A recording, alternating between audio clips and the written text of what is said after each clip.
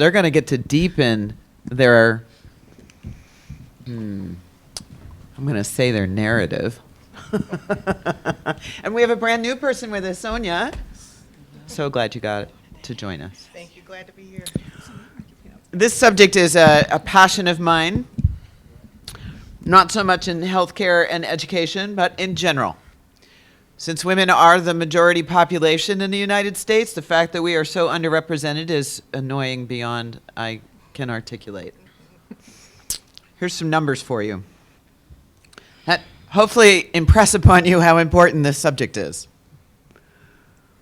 The share of Fortune 500 companies run by women CEOs stays flat at 10.4% as the pace of change stalls. Only 52 of the 2024 Fortune 500 companies are run by women. Does that make any sense? I don't think so. Of course. The share of Fortune 500 companies run by women CEOs stays flat at 10.4% as pace of change stalls. That's only 52 of this year's 2024 Fortune 500 companies. When we look at the compensation survey, 341 CEOs were reported. 25 made the list. What's that? So there's something we're not quite doing enough of, ladies. Right? Yeah. All right, that's our subject.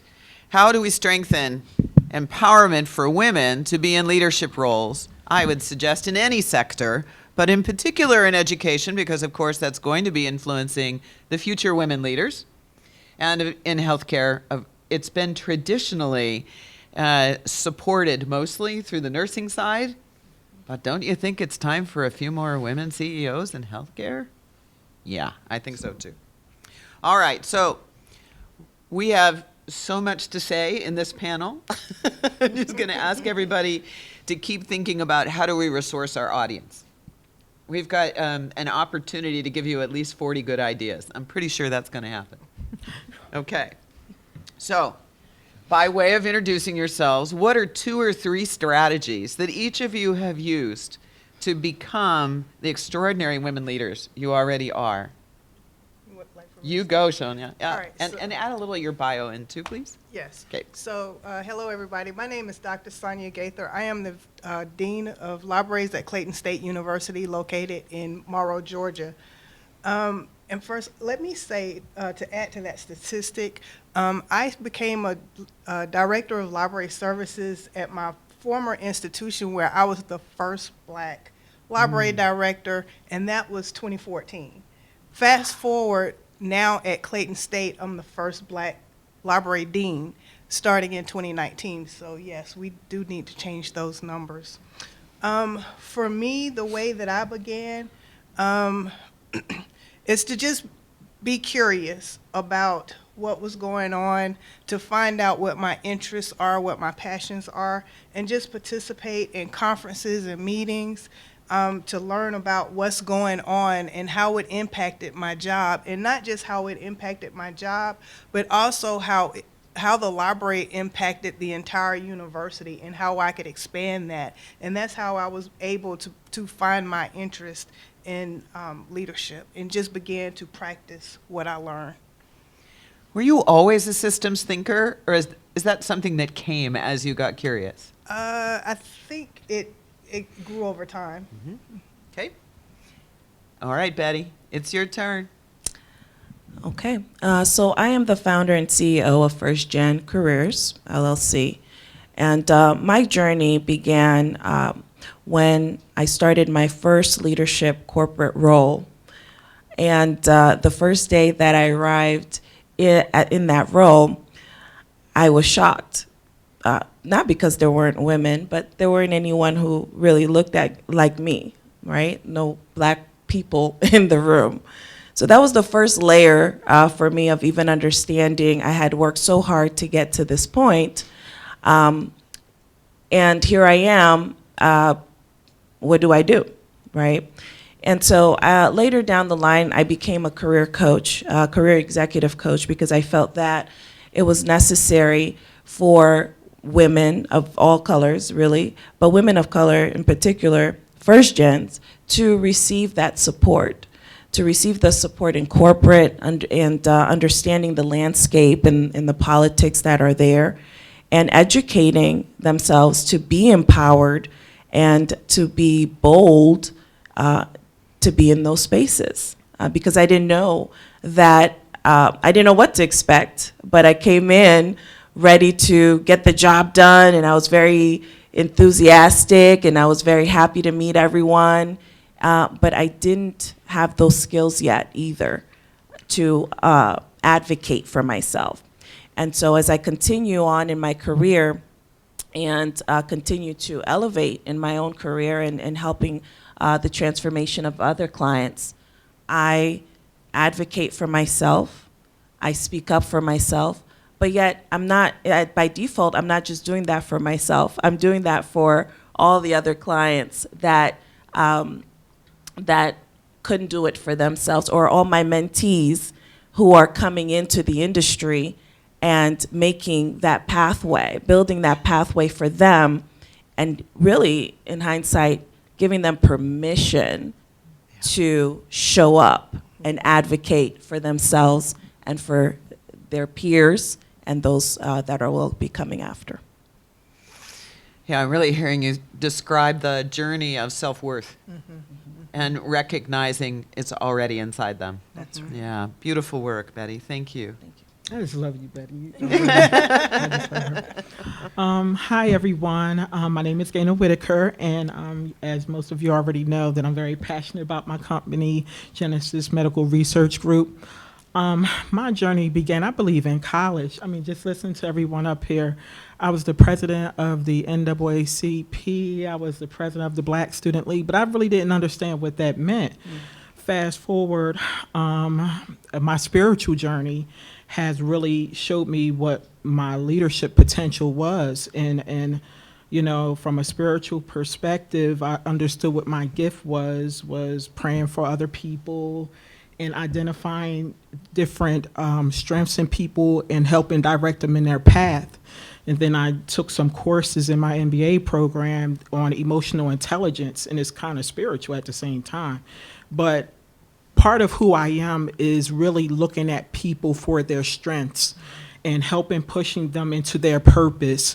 And what I'm most passionate about is, like, when I look at people, I don't look for their flaws, I look for their strengths. And I know that's something that only God could have given me. Because I know, you know, the ugliness that I had in myself, I really wanted God to be shown through me. So I knew that my leadership had to transfer over to the professional realm, you know, and I didn't notice it until people started telling me on the job what I was doing. And, you know, I compliment everybody at work. I'm pushing my team, and I ended up in a leadership position because of the things that were natural about me. So then I had to learn that there were some other things that I need to learn about myself, where the gaps were. So I started to read books and started to develop in the areas where I'm weak. Like, I hate speaking in front of people. But, you know, as a leader, that's what you have to do. And when you're passionate about it, it just has to come out whatever way it comes out. So I think to be a leader, and what helped me become successful was being self-aware, just dealing with my emotions, being conscious about other people's emotions and helping them and pushing them into their purpose, which that is part of my purpose in life.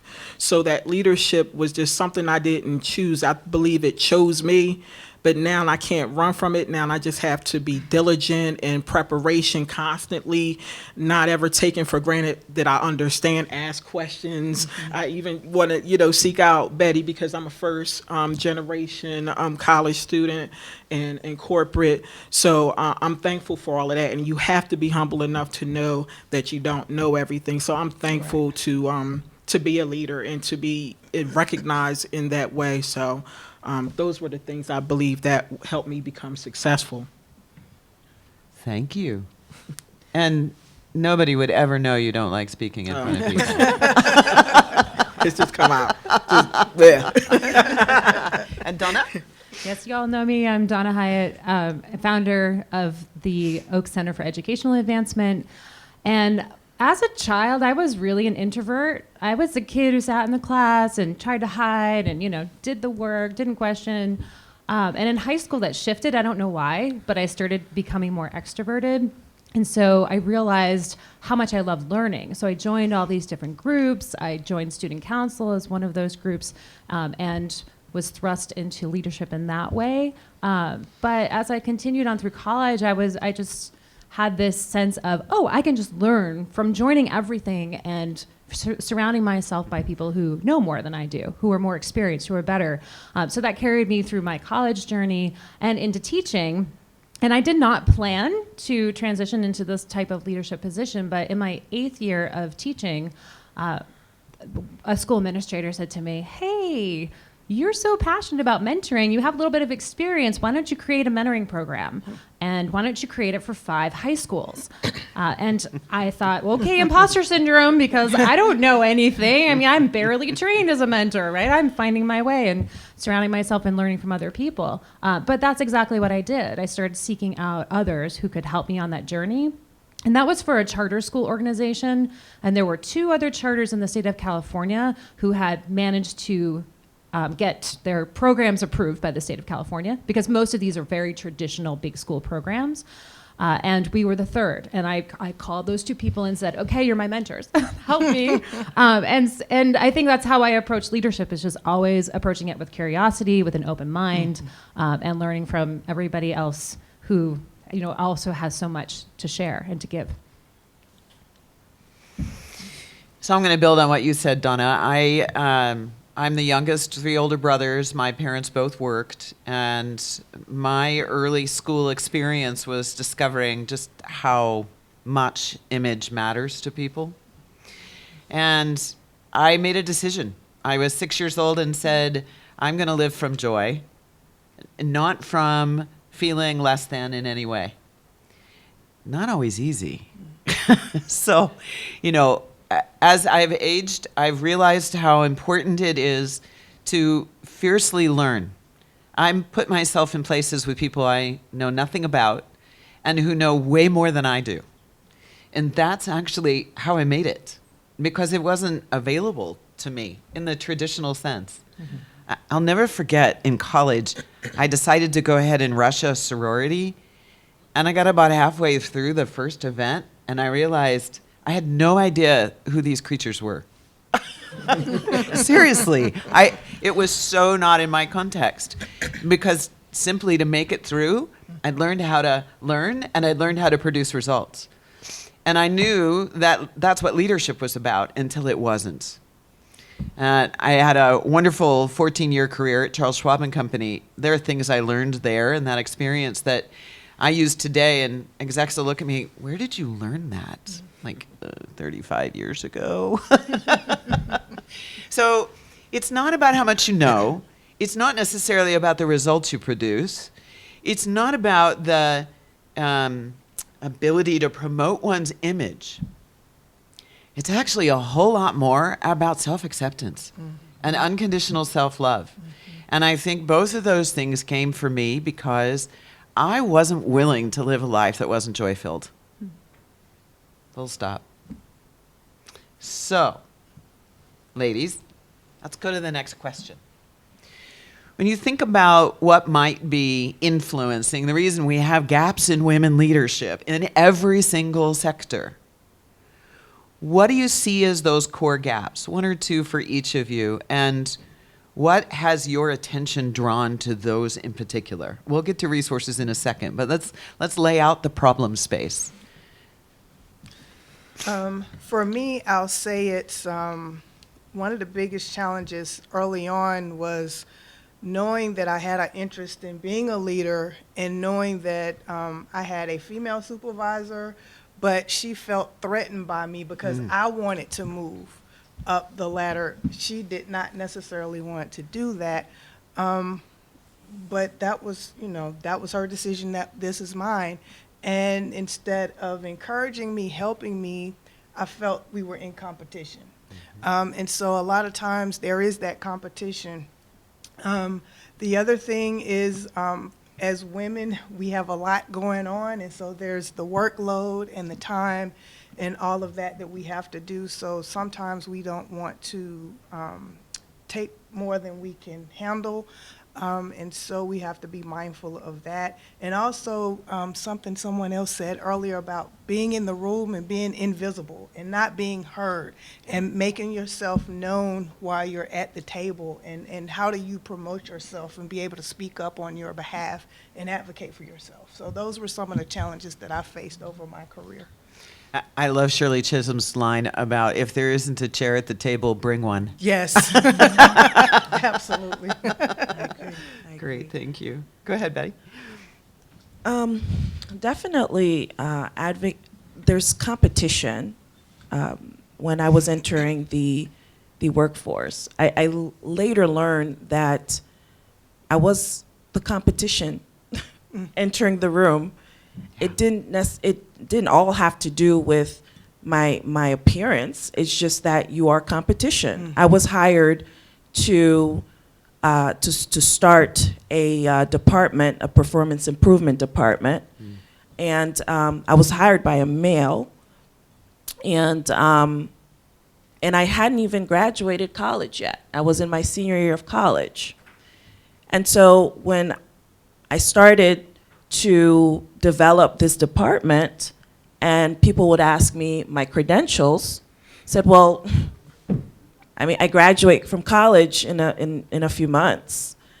And it's like, oh, well, you didn't even graduate yet, you know, and I have a master's degree, and I wanted this position, and you have it, how has this happened? And so, I don't know, maybe you're right, how did that happen, right? I didn't understand what my strengths were. If you're familiar with the DISC assessment, which is something I use in my practice, I didn't take that DISC assessment until like maybe 5-6 years later in my career.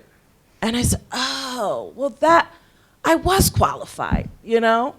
But I didn't know that. I didn't know these things. So there's competition, and your strengths aren't apparent to you when you walk in a room, but others see it before you. And because you're the competition, they'll block that. Right. Right? So and healthcare is a highly competitive field. So is education, the field of education. But what's happening now is there's a huge gap between those who want to enter the field and those who are exiting the field, and we do need to bridge that gap and put that competition aside because there's a bigger cause. Yeah, there's way more work to be done than we have resource to produce. Correct. Thank you for bringing that topic up, which is, I think, really important. And I think it actually goes right into what I was about to talk about, and really dealing with hurt people who are in leadership. I can only start with myself because I know the trauma that I've been through in my own life, that I don't do that to other people in a leadership position, because it could be a leadership in a church, at your job, or wherever it is. But sometimes you can sense that leader, you've been hurt before. And I can sense that you're taking it out on me. But as we develop as leaders, we see that and we see past that. And we even see the purpose in them and have to sometimes go back and lead them, who are our leaders. It's managing up. And, you know, sometimes it's challenging because this happened to me too. But then I have to set my own personal feelings aside from being attacked or the jealousy that happens towards me. I'm like, why would you be jealous of me? If you knew me and what I went through to get here, you'd be praising God for me. Like, you wouldn't look at me as competition. You would say, oh my God, I can't believe your testimony. Let's try to help you get to the next level. Right. It's very difficult, and it is hurtful and is damaging because we should be helping each other. But, you know, the way I'm trying to look at that, far as someone looking at me as competition, is changing my disposition because I know it and I can discern it and turn that as an opportunity. For me, I see the vision and I understand the purpose for your life. don't let that be a barrier for you, for the mission that you have to lead other people. Because it might be that one space that they may be a barrier in their life. They're jealous. They don't know how to handle it, because I know when I started in the clinical research field, I was the only black woman. I'd never seen anybody that looked like me. Now I'm not the only one in the room. And so when I see other people, I'm happy. But somebody else might not be as happy to see me. Like, it's going to be one of us, because we know there's only one opportunity, and it might be me or you. They got to choose one of us. So you got to be confident in yourself so much in this industry, in this space, and know that what's for you and what your purpose is, can't nobody take away. And that's how I have to try to stand on it, because those barriers can easily come in your face and you don't know how to handle it. But if you remind yourself that this is what it is, but I know what my purpose is, and trying to help other people fulfill their purpose, and you're confident in yourself. I know I was talking to the young lady out there as well, saying, women who are there don't worry about being jealous of somebody who's trying to get there. Right. It's the people who are trying and they're struggling in some way, they feel like it.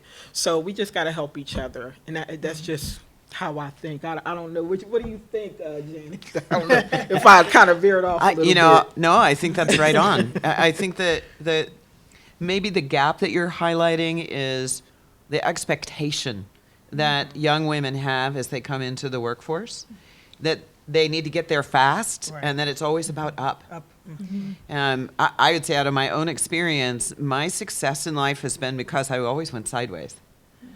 Yes, expanded scope, maybe more budget, yes, a raise, but I was much more interested in, could I see how the system worked? Could I understand how it worked and why it worked the way it did? And that meant everybody was a teacher for me, as opposed to competition, right? The spirit of collaboration, which we've heard a lot about in the 2 days or 2.5 days, wherever we are in this thing. and I think that one of my greatest joys is uplifting younger women in the workforce and helping them to deal with the upset they have when they feel stepped on. How come I got cut off in that meeting? Why did somebody get mad because I put this idea on the table? Why won't they listen to this proposal? It's so wonderful. Several of you heard me tell the story yesterday, and 10 years before I got the project, I'd already told them they should do the project. Like, why did we wait 10 years? But at the time, I didn't have anybody who was helping me learn influence. And influence is about relationships. Oh, that's more important than what's up here in my noggin, right? And so I think managing the expectations of what is the career path, not so much from a politics point of view, but holding on to one's identity and realizing when somebody else is competing with you, that's their insecurity, not yours. Well, these are all such powerful.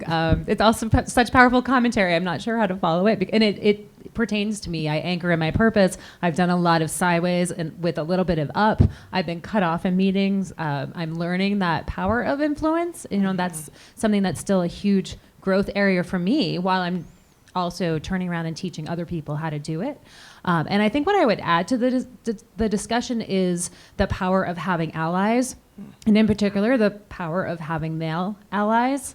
And I say that, I don't say that easily, because I didn't realize just how transformative having male allies could be until Andrew became my business partner. And we would walk into meetings and people would look at him because they thought he was the CEO. And I would have to correct them, or he would correct them, actually, more of the time, and say, no, she's the one in charge. And I do think that's important to leverage, to be able to grow as women, that yes, we need to empower each other. And there are other people in the room who can help empower us. In fact, I'd argue that male allies are the key. We can go ahead and shift now to talk a little bit about resources. JP Morgan has a really wonderful program, and they've actually added it to performance evaluation for their male leaders. How are they doing in bringing female leaders up through the ranks? And they have an ongoing podcast internally where they're talking about men as allies. The system itself, no one single man built a system for a woman to be pushed down. That's just the truth. But there is a cultural norm, and we want to go after like prefers to be with like. Okay, what's the basis of like? And I think when men start to realize that the opportunity for them is to have strength underneath them and ultimately to replace themselves, that's the only way they get to do the next thing. So I think sometimes they forget they have a ceiling too. And we would all be far better off in a partnered relationship. And that's really what Men as Allies is all about, to recognize that they're not going to be the smartest person in the room. None of us are. That's really the opportunity to create more equity in leadership. Equity has lots of other implications, but in this particular case, every single human being has everything necessary to lead. And we focus on what's not working as opposed to what is working. So, resources. So for my resources, sometimes I think of them as my tools, my friends, my support group. But for me, therapy. Every Friday or Thursday, I have a standing appointment, and if I miss it, I don't think you want to talk to me that week. But You're here for mental health. Yes, Good mental job. health. Yeah, and self-care. Got to have my massages and get my nails done. So I'm just like a real practical person that I have to have those things to help me, reground myself. And then I also have to know my limits. Like, what can I do? When can I do it? And how much of it can I do it? And if I can't, just say no. Instead of just keep piling my plate on, because at some point we're going to crash and burn, and we're no good to anybody if we do that. So. And that's not gender specific, by the way. Right. Exactly. My resource, so I have a board of directors for myself. And within my board of directors, I have a therapist, I have my coach, I have my, my therapist, my coach, my fitness coach, although we're not doing so well there, but, and then my friends, my closest friends who I speak to. So if I'm, too much in my head, and of course my mentor. So those are my personal board of directors. And those are the people that I trust and that I go to who will push me beyond my own limits. Well, I have a routine every day, and I know my husband will be able to tell you, like, if I don't follow my routine every day, then I'm thrown off. My routine is I have to get up, like, at 5 o'clock.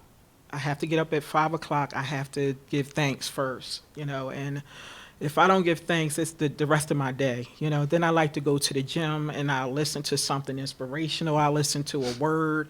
I might listen to something motivational. But I'll go in that gym. He's working out. He's like, babe, did you work out? Because I'm on a treadmill. I'm listening to the word or whatever. That gets me going because I know that I have to go in with my cup full because I know it's going to be some trash or something's going to happen. And I need to be equipped and I need to start here, not here. If I don't start with my day like that, then I'm starting here. So I got to fill my cup. Now, sometimes I get a little busy and sometimes my cup just get a little bit short.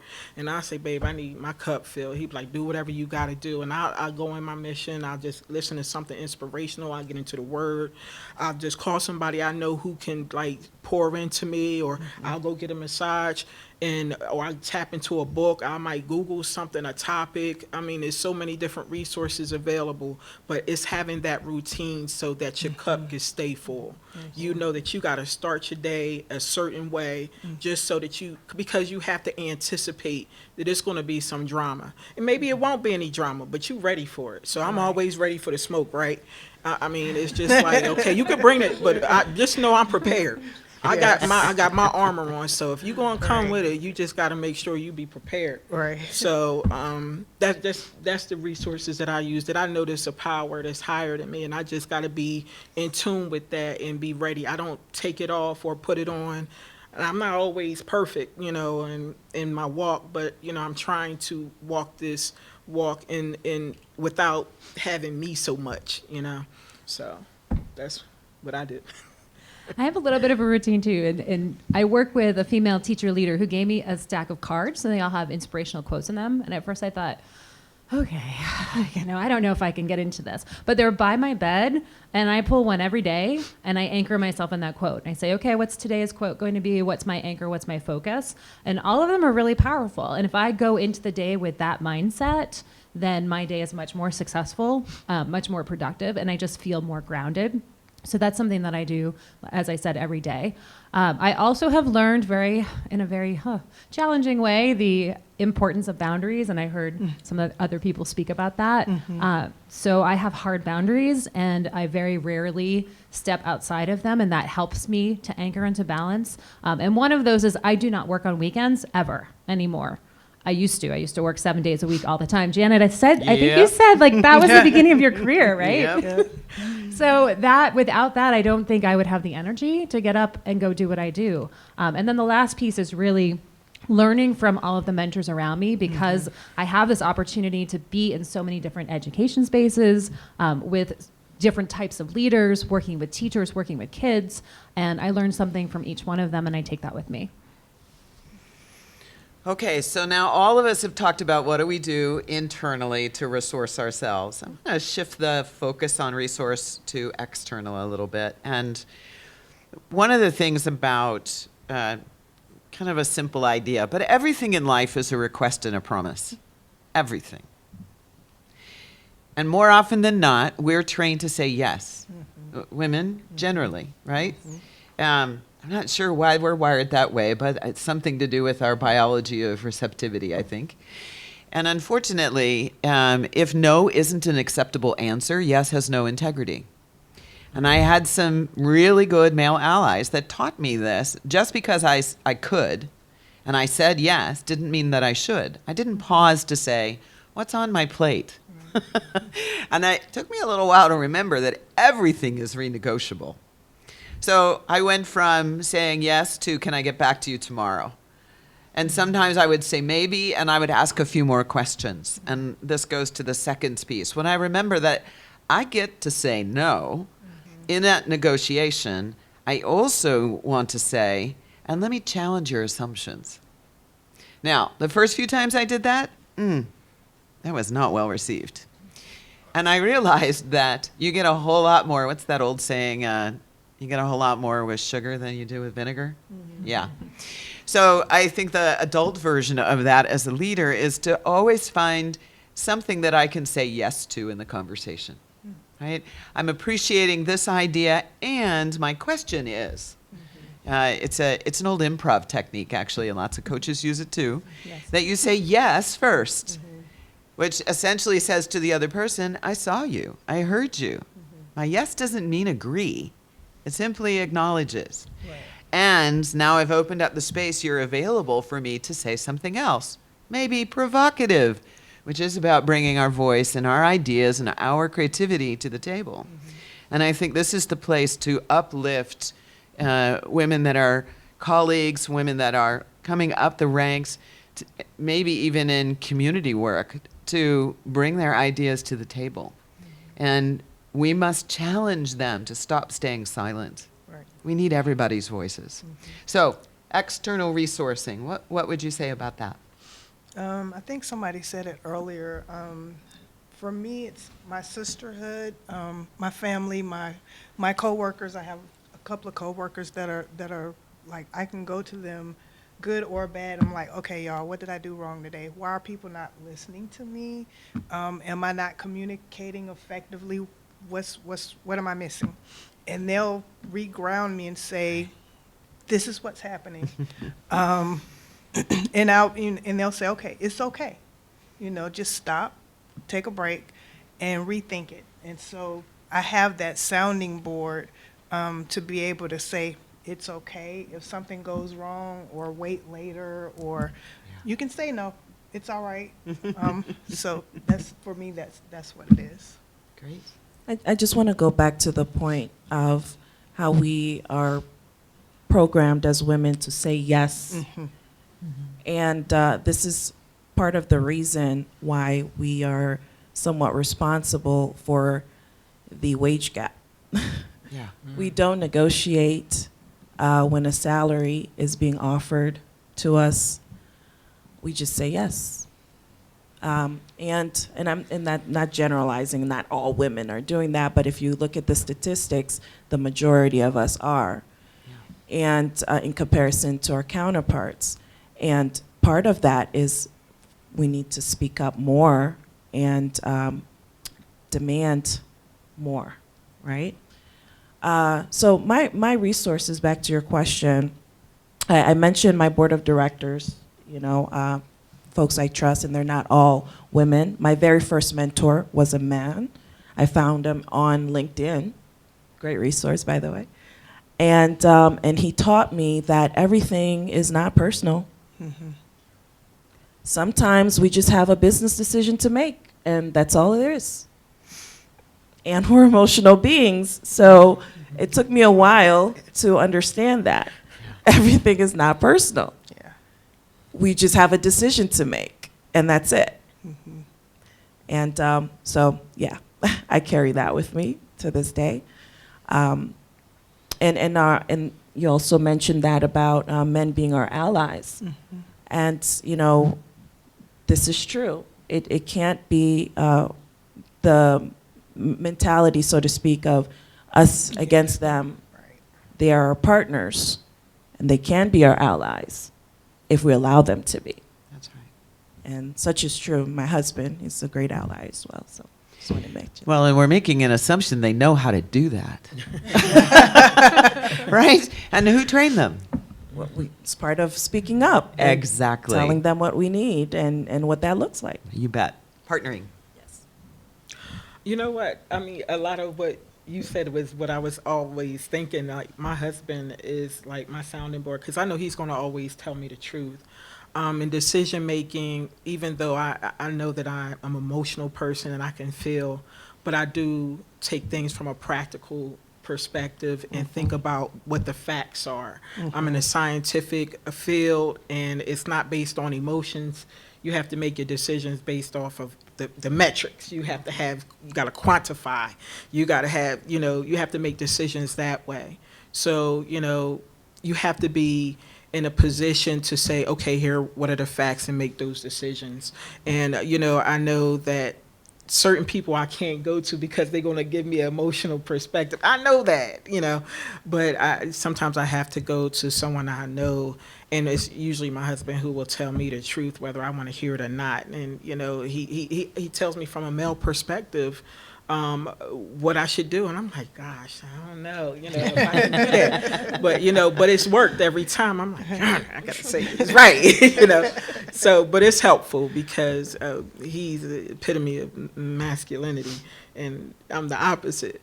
So, but I think it works, and I think that's what the benefit is in understanding that it's not just us. We do need to have allies that are males and get their input. So. Thank you. And for me, well, education is emotional and it's data driven. So when I'm in those leadership spaces, and quite often I'm leading school leaders or people who are leading departments, I really try to ensure that all voices are heard. So that's just a facilitative technique that I use. It also has caused me a lot of anxiety here speaking and not involving the audience as much, just to be completely transparent. But I think it's a really important skill. And that way that there might be that reluctant person, right, who is not going to speak up and saying, well, what might your thoughts be, without calling them out, without making them feel uncomfortable. So that's a strategy that's worked really well. Another one is when I was trying to scale my company, I hired a coach, and she is amazing. And she's a rock star out of New York City, and I thought, I can't afford this. I don't know why I'm doing this. But she helped me get certified in certain ways, like I'm a woman-owned business because of her. She helped me with the government certifications for working with schools and organizations. And she continues to this day, like now it's 3 or 4 or 5 years later, being a major part of my life and being that inspirational confidant. So that's something else. If you can find a coach, go do it. It's so worth it. And a lot of the time, as I said before, all of those mentors and coaches are around us, and they don't cost anything. But the ones who do are also very impactful. Yeah, when you're ready to invite change in your life, that's a full sentence and a call to action. And that's what coaching is all about. That is the labor of my life. And Actually, it came out of the power imbalance in my work at financial services. I mean, amazing to me, the level of arrogance. And the only way to level the playing field was to adopt a stance of listening to learn and asking questions that I couldn't possibly know the answer to. I had to let go of having an agenda to influence out of the partnership that gets developed. And these are foundational principles in coaching that help people invite the change into their lives that makes the difference, that sustains in all ways. All right, Donna, we need to let them ask questions. Thank you for Okay, the reminder. Anybody got a question or a comment?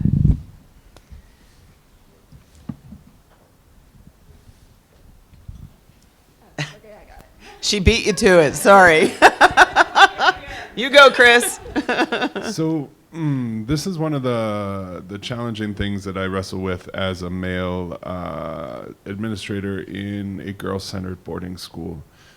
Before I found girl-centered boarding schools, I was always the energetic dude that was always great for the young men and gave them a gentleman kind of experience. And then I was like, I'm not doing enough. So I went to girl-centered boarding school institutions, and I wrestle with my voice as we're trying to dismantle the patriarchy isn't always welcome. And so I had to find ways to actually step back and empower our young humans and empower my colleagues. And oftentimes my second in command, who is a woman, I let her lead conversations when it came to special education in the independent school world. A, because she's more technically trained than I was, and B, because it's important that her voice was elevated. So I just really appreciate this conversation as a male working to support this. Thank you for your point of view. You bet. You chose to be effective, Yes. Yes. and that can override anything. Like the mission is, who cares? Like when you have a mission and you're passionate about something, you don't care who's seen, long as it gets done. So that's when you have to choose being effective over anything personal. Yeah, we transcend the identity factors that separate, and the mission or the purpose becomes the unifying theme. It's beautiful. I think you also speak to the fact that the patriarchy affects men as well, and that's where I think a lot of my allyship happened in corporate America. My question is to the women, all women. So you talked about entering a new team, entering a new company, and coaching people that are now entering new organizations. So that competition is there. And sometimes I know that with my women clients, they're shocked that other women are undercutting them. And yet I had that in my own career. And I'm just curious, what is your superpower? How do you handle that, it can be snarky, sneaky, all that. So I want to hear some resource here. How did you handle it? Well, I'll answer that one. Do you mean after or during? Yes. Well, that day, my first day, when I didn't have any coaches or mentors or any support, how I handled it was, well, I'm just going to keep speaking. I'm just going to keep saying something, and someone would ask a question. And I mean, I was in the room with, just to help understand, it's a major hospital in New York City, and these chief of staff of every department you can ever think of, and this is my first day at work, and I sat at the table, and and they're asking questions, and I answered it, and then I didn't hear any responses, and someone else said something, the exact same thing, and I was like, oh yeah, that's a great idea. And, and so I started to feel invisible, but I'm like, no, maybe it's not me. So I was in disbelief the whole time. But the person who hired me, he was there, and he just kept nodding. It's okay. So after I had some help, now how I handle it is I remain calm. Because I'm in control of my own emotions. I understand that already. I'm also in control of how I feel. And when I know that I have the power of how I feel, then I'm able to respond a lot more effectively and more subtly.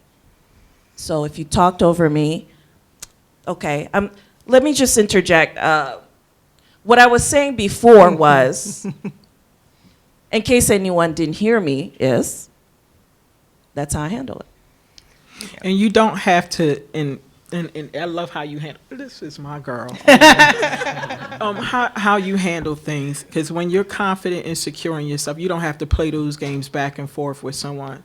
You know, you let them play. That's like when someone compete, you compete against yourself. Yeah. You can't compete with me because I'm going to be my authentic self and who I am. So you could play those games if you want to, but you didn't pick the wrong one to do that with, because you're not going to get that entertainment from me. You know, they call this frenemies. There's a word for it now. And I often will counsel clients to do the ABCs. When you notice and become aware that somebody is insecure enough that they are either stepping on you or contradicting you or interrupting you, whatever it might be, take a moment and breathe. Mm-hmm. To let go of the emotional hijack. And then get curious. Let me ask you, where were you when I said that just a moment ago? What was it in the way that I gave that idea in response to John's point that you're disagreeing with now? To stay curious and stay in the dialogue. Not emotional, balanced, grounded, relevant, practical. Right. And for me, I will take a step back. I try to do that. It's hard. But I will just wait. I'll listen. The next time, I'll act. I won't necessarily speak. I'll just show. Like if there's an assignment attached to whatever, then I'll just show, this is what I can do with what we were talking about. And you can just see my actions, and I'll just go on to the next thing. Yeah. The Aikido move. Just turn your shoulder and let it go by. Well, we are at the end of our time, although I saw your hand. Do you want to say something? Sure. I'll make it quick. I realize we're trying to get out. I just wanted to acknowledge it and say that I appreciate the conversation that everybody's had on the panel. Also, with the acknowledgement of how at times women can sometimes move in emotion. And I understand for myself personally, the way that I like to tackle different problems and situations is to play the long game and not move in emotion in the moment. And I was just wondering if there was a way that myself and other men would be able to be more supportive and understanding when it is time for a CEO or someone else in a higher position to be able to make a decision and to give them that grounding that they need to make the decision better. I will address that. I'll say for me to just start off by listening and not want to issue an automatic answer right away. Just let us say what we need to say from beginning to end. And then at that point, if we say, okay, now what do you think about it? Do you have an answer? Then provide that. Don't like cut us off halfway through and then try to give us an answer. Let us vent first and get it all off of us, and I think we'll be good. And then I will add to that a coaching technique, which is after you've listened, ask some questions. And did I hear you correctly when you said, if I'm understanding you, like paraphrase back, ask some curious questions as well? Mm-hmm. That's really helpful for me. Yeah. Yes. And what I rely on from our COO is he'll say, so what's the implication you're concerned about with X strategy that we are underway with? He'll open the context for me with the question, so it's not just in the immediacy of the emotion. And it helps my parasympathetic system relax and realize, hang on, we're playing the long game. Right. I think also sharing maybe some skills that you have that have worked is helpful, because for me, you know, some directors, they recognize that I had a talent in negotiating that I didn't know that I had. And he decided, listen, just meet me in my office for 15 minutes every day. I want to talk to you about something. Put it on your calendar. So he approached me because he saw that I had a talent, a skill that needed to be developed and that could help me for the long run. And 15 minutes, I showed up and I did nothing but write down notes. I took all the books he advised me to write. I did that. I mean, to read. I did that. I was coachable, and I applied everything. And then other departments would ask me to partake in some projects, and I didn't know where they were coming from. So not only did he teach me the skill, but he sent the people my way so that I can apply it. And so the opportunities came to me. So I think that's also helpful. If you see someone has that skill, just mention that to them and offer it. I think this last piece you just said, Betty, is so important for all of us in leadership roles. We have a responsibility to identify opportunities. Right. Always, every day, every moment. Is this mine to do? Is the question I tell my leaders to ask themselves when something comes over the phone or into the email. If it's not mine to do, whose could it be to do? Who's ready for it? Who is the next batter up for that particular kind of activity? Because my greatest gift to the organization is uplifting everybody else that's there. Yeah. All right, guys, you need a break. We're back in bowl at noon, so go find your beverage and see you then. Thank you, ladies. It's been an absolute joy to work with all of you this week. Thank you so much. Thank Yep, you. thank you. Excellent, Mona.